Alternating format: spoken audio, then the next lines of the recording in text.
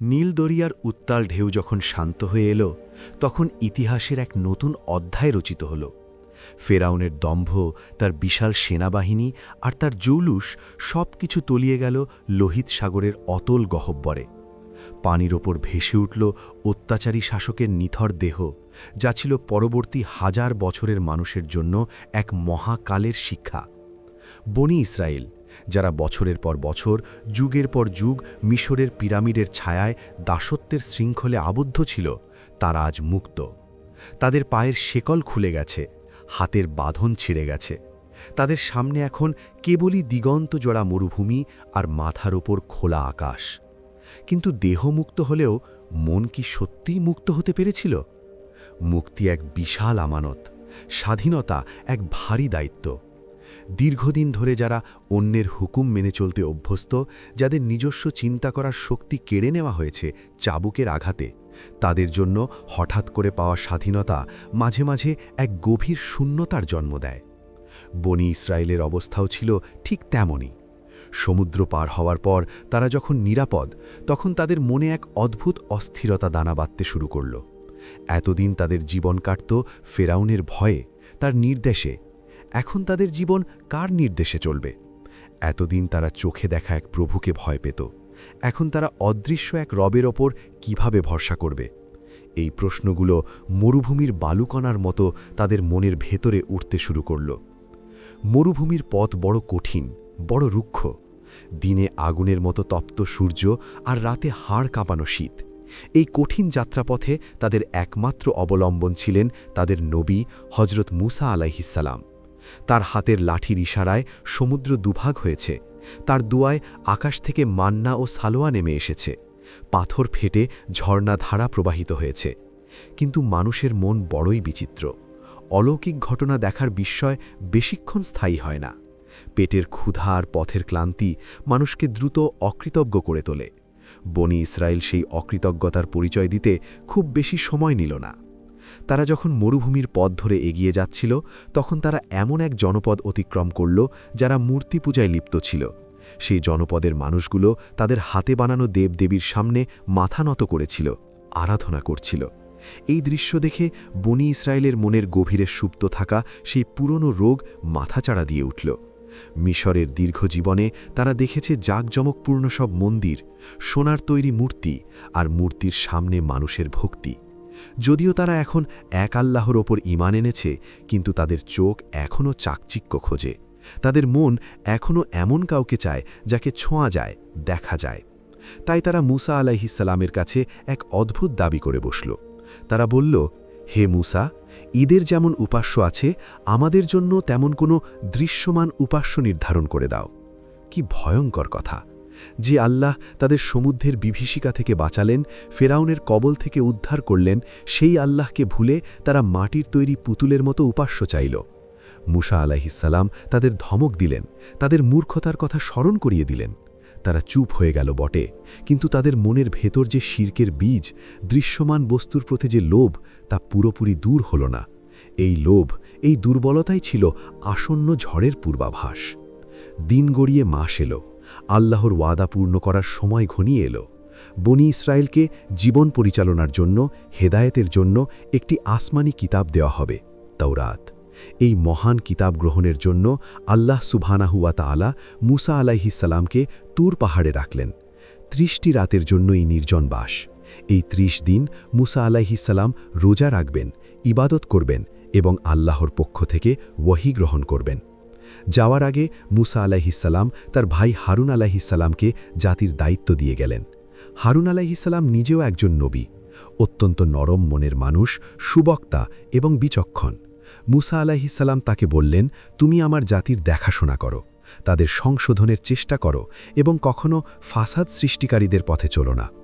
ভাইয়ের হাতে জাতির ভার তুলে দিয়ে এক বুক আশা আর আল্লাহর সাক্ষাতের ব্যাকুলতা নিয়ে মুসা আলাইহিসসালাম তুর পাহাড়ের দিকে রওনা দিলেন। নেতা যখন চোখের আড়াল হন, তখন অনুসারীদের আসল পরীক্ষা শুরু হয়। মুসা আলাইহিসসালামের চলে যাওয়ার পর বনি ইসরায়েলের ক্যাম্পে এক ধরনের শিথিলতা নেমে আসলো। তুর পাহাড়ের দিকে তাকিয়ে তারা দিন গুনতে শুরু করল। ১ দিন, ২ দিন, ১০ দিন। মরুভূমির সময় যেন কাটে না। তাদের মনে হতে লাগল মূসা তাদের এই জনমানবহীন প্রান্তরে ফেলে চলে গেছেন। তাদের নিরাপত্তা, তাদের খাবার, তাদের ভবিষ্যৎ সবকিছু এখন অনিশ্চিত। হারুন আলাইহিসসালাম তাদের প্রতিনিয়ত আল্লাহর কথা স্মরণ করিয়ে দিতেন, তাদের শৃঙ্খলার মধ্যে রাখার চেষ্টা করতেন। কিন্তু মূসা আলাইহিসসালামের ব্যক্তিত্বে যে কঠোরতা আর গাম্ভীর্য ছিল, যার কারণে মানুষ তাকে ভয় পেত এবং মেনে চলত, হারুন আলাইহিসসালামের স্বভাবে ছিল তার বিপরীত কোমলতা। তিনি মানুষকে ভালোবাসা দিয়ে, উপদেশ দিয়ে ধরে রাখতে চাইলেন, কিন্তু অবাধ্য জাতি কোমলতাকে দুর্বলতা ভাবতে শুরু করল। এরই মধ্যে ৩০ দিন পূর্ণ হল। বনি ইসরাইল আশা করেছিল আজই তাদের নেতা ফিরে আসবেন, কিন্তু আল্লাহ তাআলা মূসা আলাইহিসসালামের পরীক্ষার সময় আরও ১০ দিন বাড়িয়ে দিলেন। ৩০-এর সাথে ১০ যোগ করে মোট ৪০ দিন পূর্ণ করার নির্দেশ এলো। এই অতিরিক্ত ১০টি দিনই ছিল বনি ইসরাইলের জন্য সবচেয়ে বড় পরীক্ষা, আর শয়তানের জন্য সবচেয়ে বড় সুযোগ। জনতার গুঞ্জন এখন আর ফিসফিসানি নয়, তা উচ্চস্বরে পরিণত হল। মূসা কেন ফিরছেন না? তিনি কি পথ হারিয়েছেন, নাকি তার রব আমাদের উপর অসন্তুষ্ট হয়ে তাকে আটকে রেখেছেন? এমন নানা প্রশ্নে সয়লাভ হয়ে গেল তাঁবুগুলো। অস্থিরতা, সন্দেহ আর অবিশ্বাসের ধোঁয়াশা চারিদিকে ছড়িয়ে পড়তে লাগল। আর ঠিক এই ধোঁয়াশাকে কাজে লাগানোর জন্য অপেক্ষা করছিল এক ধূর্ত শিকারী। তার নাম সামরি। সে ছিল এই বিশাল জনস্রোতের মধ্যেই মিশে থাকা একজন সাধারণ মানুষ। অন্তত বাইরে থেকে তাকে তেমনই মনে হতো, কিন্তু তার ভেতরে ছিল এক অসাধারণ ধীশক্তি আর কুটিল বুদ্ধি। সে ছিল এমন এক ব্যক্তি যার ধর্ম ছিল কেবল আচারের বিষয়, অন্তরের বিশ্বাস নয়। সে বনি ইসরায়েলের সাথে সমুদ্র পার হয়েছিল ঠিকই, কিন্তু তার হৃদয়টা রয়ে গিয়েছিল মিশরের জাদুকরী রহস্য আর শিরকের অন্ধকারে। সামরি লোকদের চরিত্র খুব গভীরভাবে পর্যবেক্ষণ করত। সে দেখত এই মানুষগুলো অলৌকিকতায় বিশ্বাসী, কিন্তু তাদের ধৈর্য কম। তারা সোনা দানা আর সম্পদের প্রতি আসক্ত। মিশরের দাসত্ব থেকে তারা সাথে করে নিয়ে এসেছিল প্রচুর স্বর্ণলঙ্কার। এই সোনাগুলো ছিল তাদের কাছে এক প্রকার বোঝা, আবার একই সাথে এক গভীর লোভের বস্তু। সামরি জানত মানুষকে বিভ্রান্ত করতে হলে তাদের আবেগকে ব্যবহার করতে হয়। সে জানত মূসা আলাইহিসসালামের অনুপস্থিতি এক বিশাল শূন্যস্থান তৈরি করেছে, আর প্রকৃতি কখনো শূন্যস্থান পছন্দ করে না। সেখানে ভালো কিছু না থাকলে মন্দ কিছু এসে দখল করবেই। সামরি সেই মন্দকে বরণ করার জন্য প্রস্তুত হচ্ছিল। তার কাছে ছিল এক গোপন জ্ঞান, এক বিশেষ অভিজ্ঞতা, যা সে অন্য সবার থেকে লুকিয়ে রেখেছিল। সমুদ্র পার হওয়ার সময় বা তারও আগে জিবরিল আলাইহিসসালামের খুরের নিচ থেকে সে এক মুঠো মাটি সংগ্রহ করেছিল। সে বিশ্বাস করত এই মাটিতে আছে এক অলৌকিক প্রাণশক্তি, যা দিয়ে মৃত বস্তুর মধ্যে প্রাণের সঞ্চার করা সম্ভব, অথবা অন্তত এমন কোনো ভ্রিলম তৈরি করা সম্ভব যা মানুষকে সম্মোহিত করে ফেলবে। অতিরিক্ত ১০ দিনের বিলম্ব ক্যাম্পে এক চরম বিশৃঙ্খলা তৈরি করল। হারুন আলাইহিসসালাম আপ্রাণ চেষ্টা করছিলেন সবাইকে শান্ত রাখতে। তিনি বলছিলেন, হে আমার জাতি, তোমরা ধৈর্য ধরো, আমার ভাই খুব শীঘ্রই ফিরে আসবেন। আল্লাহর ওয়াদা সত্য, তাড়াহুড়ো করো না। কিন্তু কে শোনে কার কথা? ভীরুতা আর সন্দেহ যখন একবার মানুষের মনে বাসা বাঁধে, তখন সত্য কথাকেও তাদের কাছে মিথ্যা আশ্বাস বলে মনে হয়। তারা হারুন আলাইহিসসালামের কথাকে গুরুত্ব দিল না।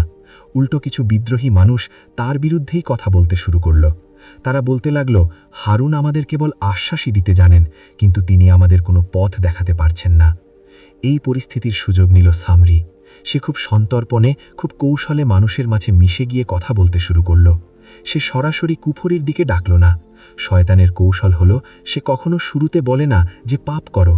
সে বলে, এটা তো পাপ নয়, এটা তো তোমার অধিকার, অথবা এটা করলে তোমার লাভ হবে। সামরিও তাই করল। সে মানুষের বিবেকের দরজায় কড়া নাড়ল। সে বলল, ভাই সব, আমরা মিশর থেকে আসার সময় যে বিপুল পরিমাণ স্বর্ণালঙ্কার নিয়ে এসেছি, এগুলো তো আমাদের নয়, এগুলো তো কিপ্তিদের, মানে ফেরাউনের গোত্রের লোকদের। আমরা তো এগুলো ধার হিসাবে নিয়েছিলাম। এখন যেহেতু তারা আর নেই, আমরাও আর ফেরত দিতে পারছি না, তাই এই সম্পদ আমাদের কাছে রাখা কি হালাল হচ্ছে? এই হারাম মালের ভার কি আমাদের যাত্রাপথে অভিশাপ হয়ে দাঁড়াচ্ছে না? হয়তো এ কারণেই মূসা আলাইহিসসালাম ফিরে আসছেন না।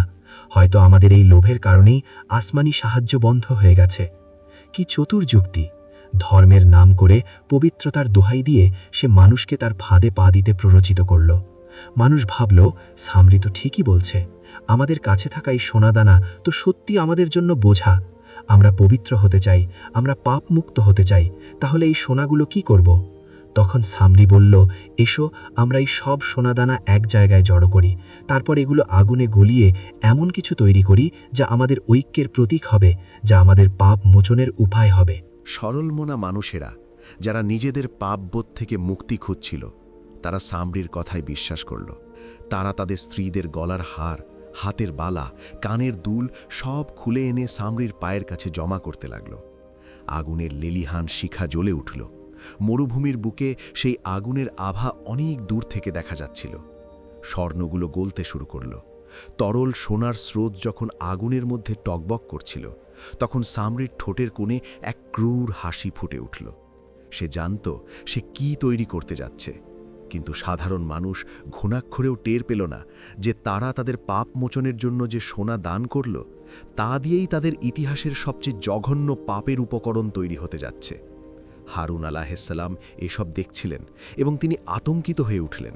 তিনি বুঝতে পারছিলেন যে কিছু একটা ভয়ানক ঘটতে যাচ্ছে। তিনি মানুষকে সতর্ক করলেন। তিনি বললেন, তোমরা কি করছো? এই আগুনের খেলা, এই সম্পদের অপচয়, এগুলো তোমাদের জন্য কল্যাণ বয়ে আনবে না। অপেক্ষা করো মুসা আলাইহিসসালামের জন্য। কিন্তু সামরির চক্রান্তের জালে মানুষ তখন এতটাই আবদ্ধ যে নবীর সতর্কবাণী তাদের কানে পৌঁছাল না। সামরি তাদের বুঝিয়েছিল যে হারুন আলাইহিসসালাম তাদের ভালো চান না, তিনি চান তারা এই পাপের বোঝা বয়ে বেড়াক। আগুনের তাপ যত বাড়ছিল, সামরির পরিকল্পনা তত পূর্ণতার দিকে এগোচ্ছিল। সে গলিত সোনা দিয়ে একটি ছাঁচ তৈরি করল। সেই ছাঁচটি কোনো সাধারণ বস্তুর ছিল না, এটি ছিল একটি বাছুরের আকৃতি। কেন বাছুর? কারণ মিশরে থাকার সময় বনি ইসরাইল গরুর পূজা করতে দেখেছিল। তাদের অবচেতনে গরুর প্রতি এক ধরনের সম্ভ্রম বা ভীতি মিশ্রিত ভক্তি লুকিয়েছিল। সামরি সেই সুপ্ত দুর্বলতাকেই আঘাত করল।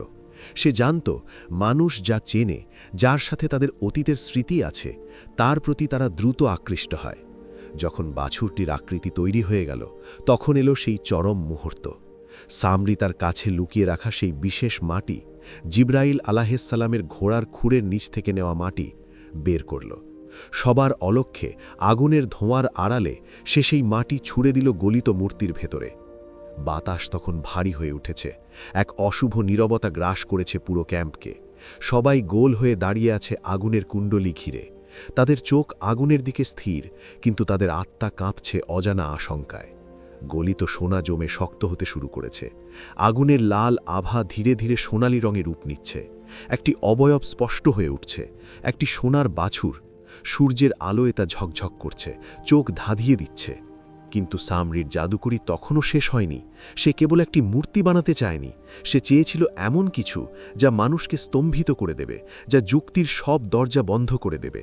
সে বাছুরটিকে এমন কারিগরি দিয়ে বানিয়েছিল, বা তার সেই জাদুকরি মাটির প্রভাবে বাতাস যখন ওই মূর্তির ভেতর দিয়ে প্রবাহিত হতো, তখন তার ভেতর থেকে এক অদ্ভুত শব্দ বের হতো।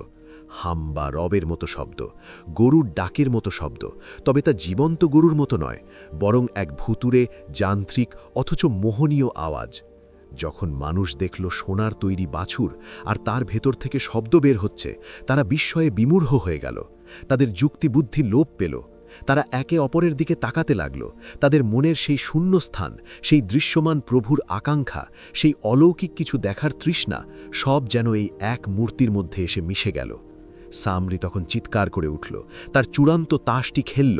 সে বাছুরটির দিকে ইঙ্গিত করে বলল, হে বনি ইসরাইল, এই দেখো, এই তো তোমাদের ইলাহ এবং মুসার ইলাহ। মুসা পথ ভুলে গেছে, সে প্রভুকে খুঁজতে পাহাড়ে গেছে, অথচ তার প্রভু তো এখানেই আমাদের মাঝে হাজির হয়েছেন। কি জঘন্য মিথ্যাচার, কি ভয়ঙ্কর ধোঁকা! যে আল্লাহ নিরাকার, যিনি স্থান ও কালের ঊর্ধ্বে, তাকে কিনা তুলনা করা হলো এক জড় পদার্থের সাথে। কিন্তু হায়, মানুষের বিশ্বাস যখন নড়বড়ে হয়, তখন সে খড়কুটো ধরেও বাঁচতে চায়। বনি ইসরায়েলের একটি বড় অংশ এই ধোঁকায় পা দিল। তারা ভুলে গেল সমুদ্রভাগের স্মৃতি, তারা ভুলে গেল মান্না সালওয়ার স্বাদ, তারা ভুলে গেল তুর পাহাড়ে তাদের নবীর অবস্থান। তারা সেই সোনার বাছুরের সামনে অবনত হল। তারা প্রদক্ষিণ করতে শুরু করল সেই মৃত মূর্তিকে। নাচ, গান আর পূজার উন্মাদনায় মেতে উঠল পুরো ক্যাম্প। হারুন আলাইহিসসালাম একাকী দাঁড়িয়ে রইলেন সত্যের মশাল হাতে। তিনি চিৎকার করে বলতে লাগলেন, হে আমার জাতি, তোমরা ফিতনায় পড়েছ, তোমরা ধোঁকাগ্রস্ত হয়েছ। তোমাদের রব তো দয়াময় আল্লাহ। তোমরা আমার অনুসরণ করো, আমার কথা শোনো। কিন্তু সেই কোলাহলে, সেই উন্মাদনায় তার কণ্ঠস্বর ডুবে গেল। কেউ তাকে শুনল না, বরং কিছু লোক তাকে আক্রমণ করতে উদ্যত হল। তারা বলল, আমরা এর পূজা করা ছাড়ব না যতক্ষণ না মূসা আমাদের কাছে ফিরে আসে। তারা সত্যকে প্রত্যাখ্যান করল আর মিথ্যার চাকচিক্যকে বুকে জড়িয়ে ধরল। তারা হারুন আলাহিসাল্লামকে দুর্বল মনে করে প্রায় মেরেই ফেলতে চাইল। হারুন আলাহিসাল্লাম দেখলেন, তিনি যদি এখন শক্তি প্রয়োগ করতে যান তাহলে বনি ইসরায়েল নিজেদের মধ্যে কাটাকাটি করে ধ্বংস হয়ে যাবে। ভাই ফিরে এসে দেখবেন জাতি দুই ভাগে বিভক্ত হয়ে রক্তক্ষয়ী করেছে। তাই তিনি অপারগ হয়ে বুকের ভেতর এক সমুদ্র কষ্ট চেপে আল্লাহর কাছে ফরিয়াদ জানাতে লাগলেন এবং মূসা আলাহিসাল্লামের ফিরে আসার অপেক্ষা করতে লাগলেন। অন্যদিকে তুর পাহাড়ে তখন এক ভিন্ন দৃশ্য। মূসা আলাহিসাল্লাম আল্লাহর সান্নিধ্যে বিভোর। তিনি জানেন না নিচে তার জাতির ওপর কী ঝড় বয়ে যাচ্ছে। আল্লাহ তাআলা তখন মূসাকে জানালেন, হে মূসা, আমি তোমার সম্প্রদায়কে পরীক্ষায় ফেলেছি তোমার পরে, এবং সামরি তাদের বিভ্রান্ত করেছে। এই সংবাদ শোনা মাত্রই মূসার হৃদয় ভেঙে চুরমার হয়ে গেল, আর পরক্ষণেই তা ভরে উঠল তীব্র ক্রোধে। যে জাতির জন্য তিনি এত কষ্ট করলেন, ফেরাউনের বিরুদ্ধে লড়লেন, যাদের জন্য তিনি আল্লাহর কাছে বারবার ক্ষমা চাইলেন, তারা এত দ্রুত, এত সহজে পথভ্রষ্ট হল। তার হাতে তাওরাতের ফলক, যেখানে লেখা এক আল্লাহর ইবাদতের নির্দেশ, আর নিচে তার জাতি তখন এক গরুর মূর্তির সামনে সিজদায় পড়ে আছে। একদিকে আল্লাহর বাণী ও ওহির নূর, আর একদিকে শিরকের অন্ধকার আর ধোঁকা। মরুভূমির বুকে তখন নেমে এসেছে এক বিষাদময় সন্ধ্যা। সামরি তার সাফল্যের হাসি হাসছে, ভাবছে সে জয়ী হয়েছে। সে ভাবছে মূসার আনিত ধর্মকে সে চ্যালেঞ্জ ছুড়ে দিতে পেরেছে। বনি ইসরায়েল মত্ত হয়ে আছে নতুন এক উৎসবে, যা আসলে তাদের ধ্বংসের উৎসব। কিন্তু তারা জানে না পাহাড় থেকে নেমে আসছেন এক ঝড়, এমন এক ঝড় যা সত্য আর মিথ্যার পার্থক্য স্পষ্ট করে দেবে। তারা জানে না তাদের এই আনন্দ উল্লাস কত দ্রুত আতঙ্কে পরিণত হবে। সামরির এই চাতুর্য, বনি ইসরায়েলের এই স্খলন, আর হারুন আলাহিসাল্লামের এই অসহায়ত্ব সব কিছুই একটি মহাজাগতিক নাটকের অংশ হয়ে রইল। তবে গল্পের এখনও অনেক বাকি। মূসা আলাহিসাল্লাম ফিরছেন, তার হাতে ফলক, চোখে জল, আর অন্তরে আগ্নেয়গিরির মতো ক্ষোভ। তিনি যখন ক্যাম্পে প্রবেশ করবেন, যখন তিনি দেখবেন তার জাতির এই অধঃপতন, তখন কি ঘটবে? সামরি কি তার জাদুর বলে মূসা আলাহিসাল্লামের সামনে দাঁড়াতে পারবে, নাকি সত্যের এক আঘাতেই চূর্ণ হয়ে যাবে মিথ্যার এই সোনার প্রাসাদ? মরুভূমির বাতাস এখন ভারী, প্রতিটি বালুকণা যেন সাক্ষ্য দিচ্ছে এক মহা অঘটনের। তাঁবুগুলোর পাশ দিয়ে বয়ে যাওয়া বাতাসে এখন আর মুক্তির আনন্দ নেই, আছে এক অশুভ সংকেত। মানুষগুলো নাচছে, গাইছে, কিন্তু তাদের ছায়াগুলো দীর্ঘ থেকে দীর্ঘতর হচ্ছে, যেন আসন্ন বিপদের গ্রাস তাদের গিলে খেতে আসছে। সামরি এক কোণে দাঁড়িয়ে তার সৃষ্টিকে দেখছে, কিন্তু সে কি দেখতে পাচ্ছে তার নিজের পরিণতি? ইতিহাসের এই সন্ধিক্ষণে দাঁড়িয়ে আমরা দেখি মানুষের চিরন্তন দুর্বলতা আর শয়তানের চিরন্তন কৌশল। কিন্তু সত্য কখনো চাপা থাকে না। রাত যত গভীর হয়, প্রভাত তত কাছে আসে। শিরকের অন্ধকার যত ঘন হয়, তাওহীদের আলো তত তীব্র হয়ে জ্বলে ওঠার অপেক্ষায় থাকে। মূসা আলাহিসাল্লাম পাহাড় থেকে নামছেন, তার পদধ্বনিতে কেঁপে উঠতে যাচ্ছে সিনাই উপত্যকা, আর সেই কম্পনের অপেক্ষায় থমকে আছে সময়, থমকে আছে মরুভূমি। তুর পাহাড়ের দিকে তাকিয়ে থাকা চোখগুলোতে এখন আর কেবল ভক্তি নেই, সেখানে বাসা বেঁধেছে ক্লান্তি, সন্দেহ আর এক গভীর শূন্যতা। মরুভূমির দিনগুলো বড় দীর্ঘ, আর রাতগুলো যেন শেষ হতেই চায় না। হজরত মূসা আলাইহিসসালাম যখন তার জাতির কাছ থেকে বিদায় নিয়ে প্রভুর সাক্ষাতের উদ্দেশ্যে যাত্রা করেছিলেন, তখন তিনি বলে গিয়েছিলেন ৩০ দিনের কথা, একটি মাস। বনি ইসরায়েলের মানুষগুলো আঙুল গুনে গুনে দিন পার করছিল। প্রতিদিন সূর্য ওঠে, তপ্ত রোদে বালি চিকচিক করে, আবার পশ্চিম আকাশে লাল আভা ছড়িয়ে সূর্য ডুবে যায়, কিন্তু তাদের নেতার দেখা নেই। ৩০টি দিন পার হয়ে যাওয়ার পর যখন ৩১তম সূর্যটি উদিত হল এবং মূসা আলাইহিসসালাম ফিরে এলেন না, তখন সেই অপেক্ষার বাঁধটা যেন নড়বড়ে হতে শুরু করল। অপেক্ষা মানুষের ধৈর্যের সবচেয়ে বড় পরীক্ষা, আর সেই অপেক্ষা যদি হয় অনিশ্চয়তার, তবে তা মানুষের ঈমানের ভিত পর্যন্ত কাঁপিয়ে দিতে পারে। বনি ইসরায়েলের মানুষগুলো তাঁবুর বাইরে জটলা পাকিয়ে ফিসফিস করতে শুরু করল। তাদের মনে জন্ম নেওয়া ছোট ছোট প্রশ্নগুলো ধীরে ধীরে বড় আকার ধারণ করতে লাগল। কেন তিনি ফিরছেন না? তবে কি আমাদের রব আমাদের ওপর অসন্তুষ্ট হয়েছেন, নাকি মূসা নিজেই পথ হারিয়ে ফেলেছেন? মরুভূমির বিশালতা আর নিঃসঙ্গতা তাদের এই ভয়কে আরও উস্কে দিচ্ছিল। তাদের মনে হচ্ছিল তারা এক অভিভাবকহীন এতিম জাতি, যাদের দেখার কেউ নেই, শোনার কেউ নেই।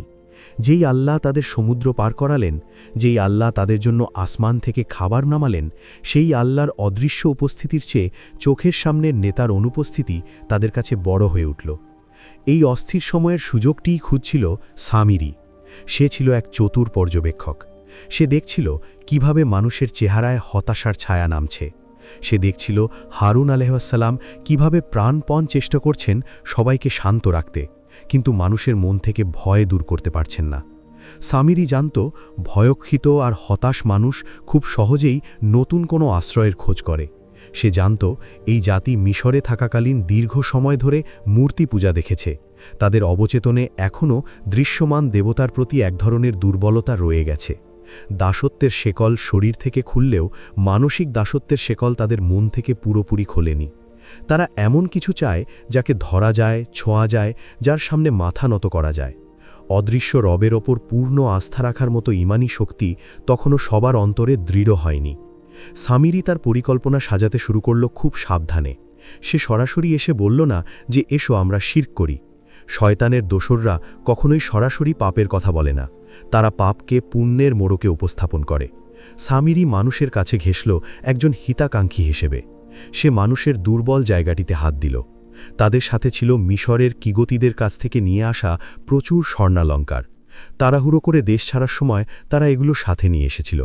কেউ কেউ মনে করত এগুলো তাদের পাওনা, আবার কারো কারো মনে খচখচানি ছিল যে এগুলো তো আমাদের নয়, এগুলো তো পরোক্ষভাবে চুরি বা আত্মসাৎ করা সম্পদ। সামিরি এই মানসিক দ্বন্দ্বটিকেই কাজে লাগাল। সে মানুষের জটলার মাঝে গিয়ে ধীর কণ্ঠে বলতে শুরু করল এক অদ্ভুত তত্ত্ব। সে বোঝাতে চাইল মুসা আলাইহিসসালামের ফিরে না আসার পেছনে হয়তো আমাদের এই পাপই দায়ী। আমরা পবিত্র হতে চাইছি, আমরা আল্লাহর সান্নিধ্য চাইছি, অথচ আমাদের ঝুড়িতে, আমাদের শরীরে, আমাদের তাঁবুতে জমে আছে হারাম সম্পদ। ফেরাউনের জাতির এই অপবিত্র সোনাদানা আমাদের যাত্রাপথকে ভারী করে তুলছে। হয়তো এই অপবিত্রতার কারণেই আসমানি সাহায্য আটকে আছে। হয়তো এই বোঝার কারণেই মুসা পথ খুঁজে পাচ্ছেন না। কি ভয়ঙ্কর অথচ সুকৌশলী যুক্তি! সাধারণ মানুষ যারা ধর্মের সূক্ষ্ম বিষয়গুলো বুঝত না, তারা সামিরির কথাকে লুফে নিল। তাদের মনে হলো এই লোকটি তো অনেক বড় পরহেজগার, সে তো আমাদের ভালোর জন্যই বলছে। এতদিন যে সোনাদানাগুলোকে তারা সম্পদ মনে করত, সামিরির কথার জাদুতে মুহূর্তের মধ্যে সেগুলো তাদের কাছে আগুনের মতো যন্ত্রণাদায়ক মনে হতে লাগল। তারা ভাবতে শুরু করল, সত্যিই তো, আমরা কেন এই বোঝা বয়ে বেড়াচ্ছি? মুক্তি পাওয়ার জন্য তো আমাদের ভারমুক্ত হতে হবে। সামিরি যখন দেখল তার কথায় কাজ হচ্ছে, তখন সে তার আসল চালটি চালল। সে পরামর্শ দিল এই সমস্ত স্বর্ণালঙ্কার একত্র করা হোক, এগুলোকে গলিয়ে এমন কিছু করা হোক বা এমন কোনো ব্যবস্থা নেওয়া হোক যাতে আমরা এই পাপ থেকে মুক্ত হতে পারি। সে একটি গর্ত খুঁড়ল এবং সেখানে আগুন প্রজ্বলিত করার ব্যবস্থা করল। আগুনের লেলিহান শিখা যখন দাউ দাউ করে জ্বলে উঠল, তখন বনি ইসরায়েলের নারী পুরুষরা তাদের জমানো সোনাদানা নিয়ে এগিয়ে এলো। দৃশ্যটি ছিল বড়ই অদ্ভুত এবং করুণ। মায়েরা তাদের গলার হার খুলে দিচ্ছে, যে হার হয়তো তাদের কোনো স্মৃতি বহন করছে। বাবারা তাদের সঞ্চিত স্বর্ণমুদ্রা ছুঁড়ে ফেলছে আগুনের গর্তে। হাতের বালা, কানের দুল, নূপুর সব একে একে আগুনের পেটে চলে যাচ্ছে। তারা ভাবছিল তারা ত্যাগ স্বীকার করছে, তারা ভাবছিল তারা পবিত্র হচ্ছে, কিন্তু তারা বুঝতে পারছিল না যে তারা তাদের সম্পদ দিয়ে এমন এক ফিতনার জন্ম দিতে যাচ্ছে যা তাদের ঈমানকে ভস্মীভূত করে দেবে। সামিরি একপাশে দাঁড়িয়ে সব দেখছিল। তার চোখে ছিল এক ক্রূর সন্তুষ্টি। সে জানত এই গলিত সোনা দিয়ে সে কি বানাবে।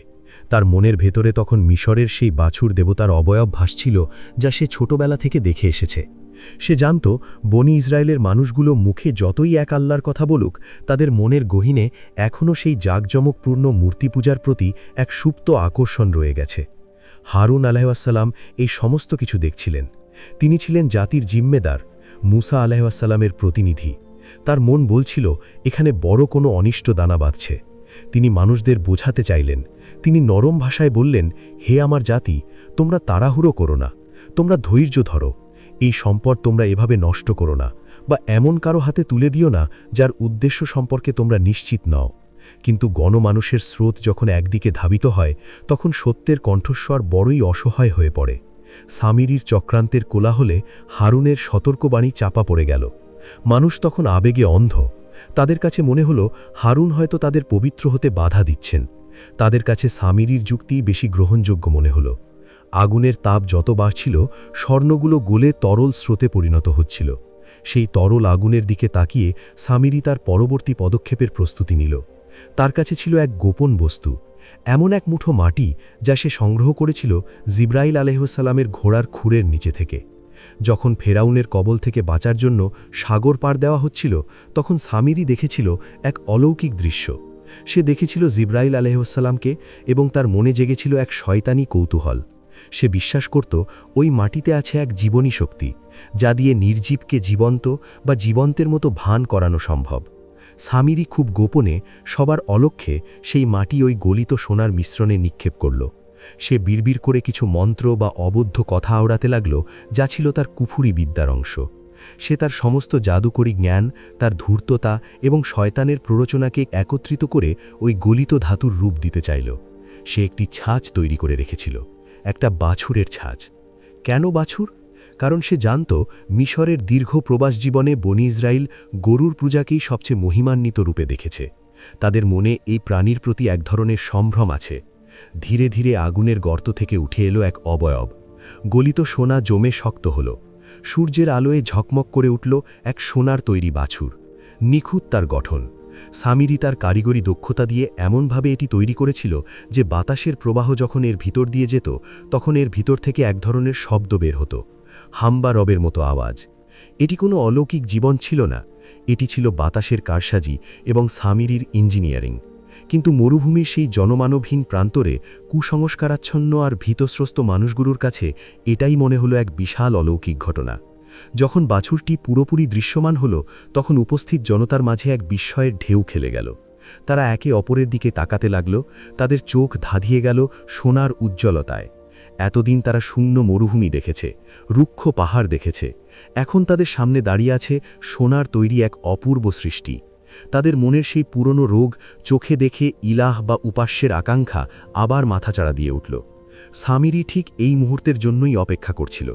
সে চিৎকার করে অত্যন্ত আত্মবিশ্বাসের সাথে ঘোষণা করল এক চরম মিথ্যার। সে বলল, হে লোক সকল, তোমরা যাকে খুঁজছ তিনি তো এখানেই, এই তো তোমাদের ইলাহ এবং মুসার ইলাহ। মুসা তো ভুল করেছে, সে রবকে খুঁজতে পাহাড়ে চলে গেছে, অথচ তার রব তো আমাদের কাছেই চলে এসেছেন। কি জঘন্য অপবাদ, কি ভয়ঙ্কর ধৃষ্টতা! কিন্তু হায়, মানুষ যখন পথভ্রষ্ট হতে চায় তখন সে যুক্তি খোঁজে না, সে খোঁজে অজুহাত। বনি ইসরায়েলের অনেকেই সামিরির এই কথা বিশ্বাস করে ফেলল। তাদের মনে হলো, তাই তো, মুসা এতদিন ফিরছেন না, নিশ্চয়ই তিনি পথ ভুল করেছেন।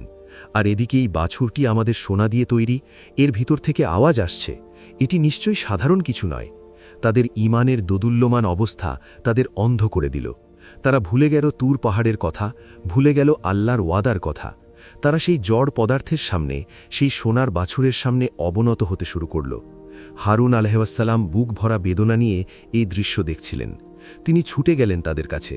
তিনি চিৎকার করে বললেন, হে আমার কওম, তোমরা ফিতনায় পড়েছ, তোমরা পরীক্ষা দিতে গিয়ে ব্যর্থ হচ্ছ। এই বাছুর তোমাদের রব নয়, তোমাদের রব তো দয়াময় আল্লাহ, যিনি তোমাদের মিশর থেকে উদ্ধার করেছেন। তোমরা আমার অনুসরণ করো, আমার কথা শোনো। কিন্তু আফসোস, শয়তানের ধোঁকা তখন তাদের মস্তিষ্কে এমনভাবে গেঁথে গেছে যে নবীর কথা তাদের কানে পৌঁছল না। তারা হারুন আলাইহিসসালামকে দুর্বল ভাবল। তারা বলল, মুসা ফিরে না আসা পর্যন্ত আমরা এর ইবাদত করা ছাড়ব না।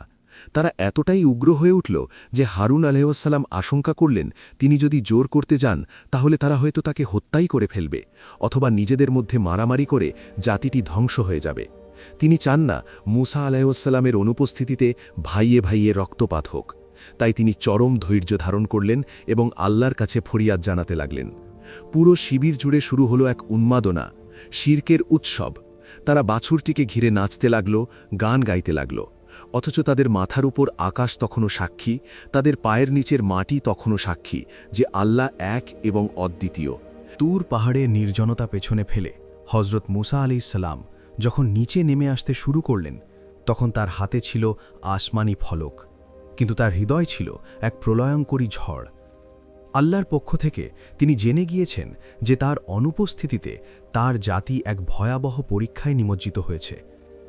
পাহাড়ের ওপরের পবিত্র বাতাসের রেশ কাটতে না কাটতেই তিনি অনুভব করতে পারলেন সমতলের বাতাসে ভাসছে এক বিষাক্ত ঘ্রাণ।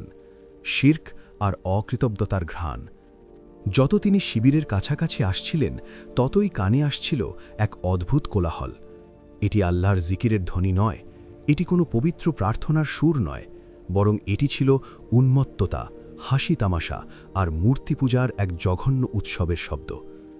একজন নবীর জন্য এর চেয়ে বড় আঘাত আর কিছু হতে পারে না যে তিনি তার রবের কাছ থেকে হেদায়েতের আলো নিয়ে ফিরছেন, আর তার জাতি সেই আলো পৌঁছানোর আগেই অন্ধকারে ঝাঁপ দিয়েছে। মুসা আলাইসাল্লামের প্রতিটি পদক্ষেপে মিশেছিল ক্রোধ, বেদনা আর এক গভীর হাহাকার। তিনি যখন শিবিরের প্রান্তে এসে দাঁড়ালেন, তখন তার চোখের সামনে ভেসে উঠল সেই দৃশ্য যা কোনো মুমিনের পক্ষে সহ্য করা সম্ভব নয়। আগুনের কুণ্ডলি ঘিরে নাচছে মানুষ, আর মাঝখানে উঁচু হয়ে দাঁড়িয়ে আছে সেই সোনার বাছুর, সূর্যের আলোয় যা চকচক করছে যেন মিথ্যার এক জাঁকজমকপূর্ণ রাজপ্রাসাদ। এই দৃশ্য দেখে মুসা আলাইসাল্লামের রাগ এবং দুঃখের সীমা রইল না। তার হাতে ধরা ছিল পবিত্র তাওরাতের ফলকগুলো। জাতির এই বিশ্বাসঘাতকতা, রবের সাথে করা ওয়াদা ভঙ্গের এই দৃশ্য তাকে এতটাই ব্যথিত এবং ক্ষুব্ধ করল যে অজান্তেই তার হাত থেকে ফলকগুলো পড়ে গেল। এটি কোনো অবহেলা ছিল না, এটি ছিল সেই মুহূর্তের চরম মানবিক এবং ঈমানী প্রতিক্রিয়ার বহিঃপ্রকাশ। সত্য যখন মিথ্যার এই স্পর্ধা দেখে, তখন তার ভার বহন করা কঠিন হয়ে পড়ে।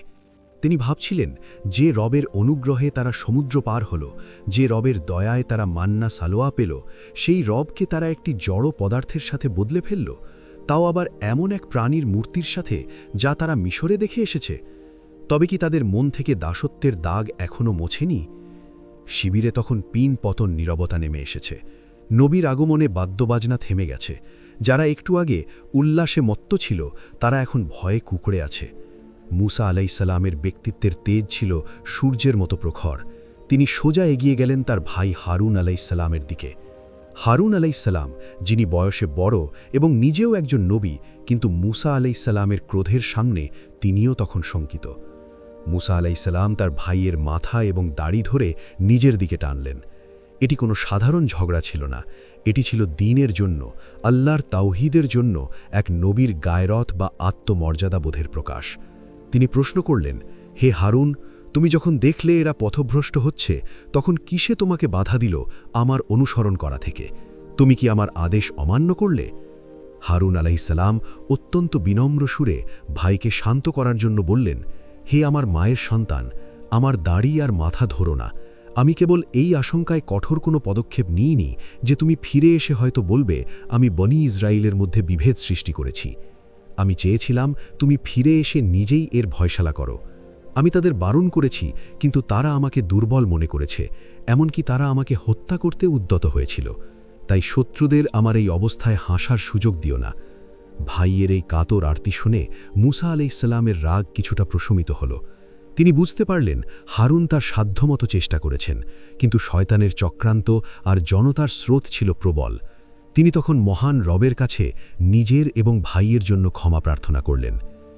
এবার মুসা আলাইসাল্লাম ঘুরলেন আসল অপরাধীর দিকে, সেই ব্যক্তি যে এই পুরো নাটকের কলকাঠি নেড়েছে, সামরি।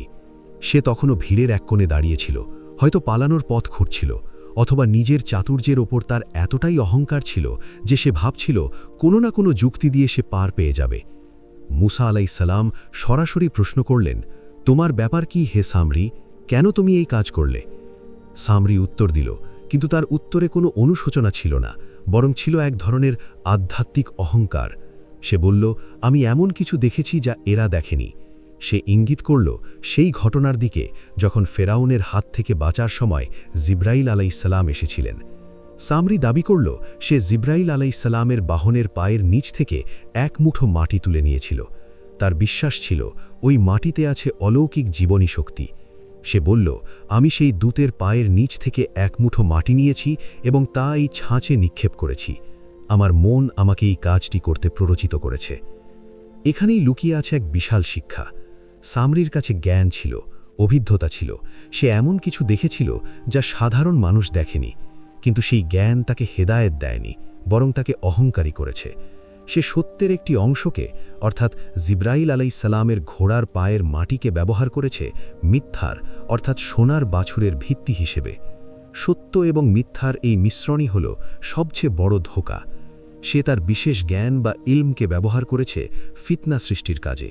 তার মন তাকে বুঝিয়েছিল যে সে যা করছে তা এক বিশাল শিল্প, এক বড় কাজ।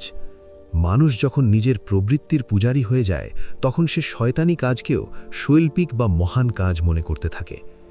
মুসা আলাইহিসসালাম তার এই ধৃষ্টপূর্ণ উত্তর শুনে আল্লাহর পক্ষ থেকে তার শাস্তির ঘোষণা দিলেন। এই শাস্তি কোনো কারাগার বা মৃত্যুদণ্ড ছিল না, এটি ছিল তার চেয়েও ভয়াবহ এক মানসিক ও সামাজিক শাস্তি। মুসা আলাইহিসসালাম বললেন, দূর হ এখান থেকে, তোর জীবদশায় তোর শাস্তি হলো এই যে তুই মানুষকে বলবি আমাকে স্পর্শ করো না। কি অদ্ভুত আর মর্মান্তিক সেই শাস্তি! সামরি, যে চেয়েছিল মানুষের নেতা হতে, যে চেয়েছিল মানুষের মনোযোগের কেন্দ্রবিন্দু হতে, তাকে এমন এক রোগে বা অভিশাপে আক্রান্ত করা হলো যে সে মানুষের ছোঁয়া সহ্য করতে পারত না। কেউ তার কাছে এলে বা তাকে স্পর্শ করলে সে তীব্র জ্বালা অনুভব করত, অথবা সে নিজেই আতঙ্কে চিৎকার করে উঠত, লা মিসাস, অর্থাৎ ছুঁইও না, ছুঁইও না। যে সমাজকে সে বিভ্রান্ত করেছিল সেই সমাজ থেকেই তাকে সম্পূর্ণ বিচ্ছিন্ন করে দেওয়া হলো। সে জনসমুদ্রে থেকেও হয়ে গেল একা। মরুভূমির বুকে সে একাকী ঘুরে বেড়াত, মানুষের ছায়া দেখলেই ভয়ে পালিয়ে যেত। তার এই নিঃসঙ্গতা তার অহংকারের পতন। দুনিয়াতেই সে হয়ে রইল এক জীবন্ত সতর্কবার্তা, আর আখেরাতে তার জন্য অপেক্ষা করছে আরও যন্ত্রণাদায়ক শাস্তি, যার ওয়াদা কখনো মিথ্যা হয় না। সামরির বিচার শেষ করে মুসা আলাইহিসসালাম মনোযোগ দিলেন সেই বস্তুটির দিকে যা ছিল এই সমস্ত ফিতনার মূল, সেই সোনার বাছুর। বনি ইসরায়েলের মানুষরা ভয়ে ভয়ে দেখছিল তাদের এত সাধের উপাস্য, যার সামনে তারা নেচেছে, গেয়েছে, সিজদা করেছে, তার পরিণতি কি হয়। মুসা আলাইহিসসালাম ঘোষণা করলেন, তোর এই ইলাহ, যার পূজায় তুই মগ্ন ছিলি, দেখ আজ আমরা একে কি করি। আমরা একে জ্বালিয়ে দেব, তারপরের ছাই সাগরে ছিটিয়ে দেব। আগুন জ্বালানো হলো। যে সোনা দিয়ে বাছুরটি তৈরি হয়েছিল, আগুনের তাপে তা আবার গলতে শুরু করল, কিন্তু এবার আর কোনো অবয়ব তৈরি হলো না। এবার তা পুড়ে ছাই ও বিকৃত ধাতব খণ্ডে পরিণত হল। মুসা আলাইহিসসালাম সেই ধ্বংসাবশেষ চূর্ণ বিচূর্ণ করে ধূলিকণায় মিশিয়ে দিলেন। তারপর সেই ছাই উড়িয়ে দিলেন সাগরের পানিতে। বাতাসের ঝাপটায় যখন সেই ছাই উড়ে যাচ্ছিল, তখন বনি ইসরায়েলের মানুষরা দেখল তাদের মিথ্যা প্রভুর অসহায়ত্ব। যে দেবতা নিজেকেই রক্ষা করতে পারে না, আগুনের তাপ সইতে পারে না, সাগরের ঢেউয়ে ভেসে যাওয়া থেকে বাঁচতে পারে না, সে কিভাবে তাদের রক্ষা করবে? তাদের চোখের সামনে মিথ্যার পর্দা সরে গেল। তারা বুঝতে পারল সামরি তাদের কি ভয়াবহ ধোঁকা দিয়েছে। সোনার চাকচিক্য শেষ, বাছুরের হাম্বা রব শেষ, পড়ে রইল কেবল অনুশোচনা আর লজ্জিত মুখের শাড়ি। কিন্তু অপরাধ তো হয়ে গেছে। শিরক কোনো সাধারণ ভুল নয়, এটি আত্মার উপর করা সবচেয়ে বড় অবিচার। মুসা আলাইহিসসালাম তার জাতিকে বললেন, হে আমার সম্প্রদায়, তোমরা বাছুরকে উপাস্য বানিয়ে নিজেদের উপর জুলুম করেছ। এখন তোমাদের রবের কাছে তওবা করো। এই তওবা মুখের কথাই ছিল না। কোরআনের বর্ণনা অনুযায়ী সেই সময়ের প্রেক্ষাপটে তাদের জন্য তওবার শর্ত ছিল অত্যন্ত কঠোর। তাদের নিজেদের নফসকে শাসন করতে হয়েছিল, এমনকি চরম ত্যাগের মাধ্যমে নিজেদের শুদ্ধ করতে হয়েছিল। এটি ছিল এক কান্নার দিন, এক হাহাকারের দিন। তারা বুঝতে পেরেছিল আবেগের বশবর্তী হয়ে সাময়িক জাদুর মোহে পড়ে তারা তাদের অনন্তকালের ক্ষতি করে ফেলেছে। তবুও আল্লাহ পরম দয়ালু। যখন তারা নতজানু হয়ে অশ্রুসিক্ত চোখে ক্ষমা চাইল, যখন তাদের অহংকার চূর্ণ হল, তখন আল্লাহ তাদের ক্ষমা করলেন। তিনি তো তাওয়াবুর রাহিম, অধিক তওবা কবুলকারী, পরম দয়ালু। ইতিহাসের এই কালো অধ্যায়টি মুছে গিয়ে আবার আলোর রেখা দেখা দিল, কিন্তু এই ঘটনাটি রেখে গেল কেয়ামত পর্যন্ত অনাগত সকল মানুষের জন্য এক জ্বলন্ত শিক্ষা। আমরা যদি গভীরভাবে চিন্তা করি, আজ আমাদের মাঝে সামরি নেই, সেই সোনার বাছুরও নেই, কিন্তু সামরিল সেই মতবাদ কি আজও বেঁচে নেই? সামরি মানুষের সামনে কি উপস্থাপন করেছিল? সে মানুষকে এমন জিনিসের দিকে ডেকেছিল যা দৃশ্যমান, যা চকচকে, যা ইন্দ্রিয়কে তৃপ্ত করে। সে অদৃশ্য রবের ওপর ভরসা করার কঠিন পথ থেকে মানুষকে সরিয়ে এনেছিল চোখের সামনের লাভ লোকসানকে আমাদের জীবনের একমাত্র লক্ষ্য বানিয়ে। সামরি যেমন সত্যের সাথে মিথ্যার মিশ্রণ ঘটিয়েছিল, আজও তথাকথিত বুদ্ধিজীবী রূপী সামরিরা ধর্মের কিছু কথা আর নিজেদের মনগড়া দর্শনের মিশ্রণ ঘটিয়ে মানুষকে বিভ্রান্ত করছে। তারা বলে, আমরা তো আধুনিক, আমরা তো প্রগতিশীল, আমরা এমন কিছু জানি যা পুরনোরা জানত না। ঠিক যেমন সামরি বলেছিল, আমি এমন কিছু দেখেছি যা এরা দেখেনি। সামরির সেই শাস্তি, সামাজিক বিচ্ছিন্নতা আমাদের মনে করিয়ে দেয় যে যারা মানুষকে আল্লাহ থেকে দূরে সরায় তারা শেষ পর্যন্ত একাকিত্বের অন্ধকারেই হারিয়ে যায়। তাদের চারপাশে ভিড় থাকলেও তাদের আত্মার কোনো সঙ্গী থাকে না। আর সোনার বাছুরের ধ্বংসাবশেষ সাগরে ভাসিয়ে দেওয়ার দৃশ্য আমাদের শেখায় যে আল্লাহ ছাড়া আর যা কিছুকে মানুষ আঁকড়ে ধরবে তা একদিন ধূলিকণায় পরিণত হবে। কোনো ক্ষমতা, কোনো সম্পদ, কোনো মতবাদ টিকবে